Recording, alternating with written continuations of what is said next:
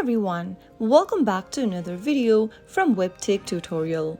In today's episode, I'm going to be showing you how to upload photos on iCloud. So let's dive into the video without wasting much of our time. Uploading photos to iCloud can be done on various devices.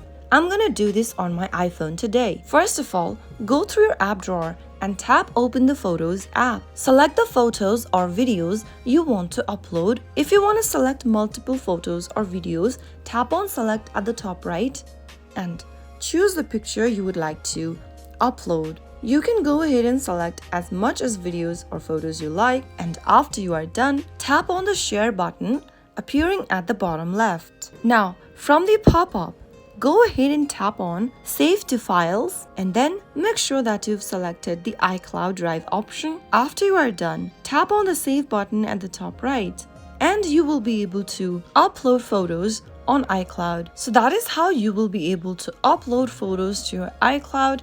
If you found the video to be helpful, go ahead and give us a thumbs up. Don't forget to subscribe to our channel by hitting the subscribe button. Also press on the bell icon so that you'll never miss another upcoming upload from us. I will see you again in the next episode. Thank you for watching.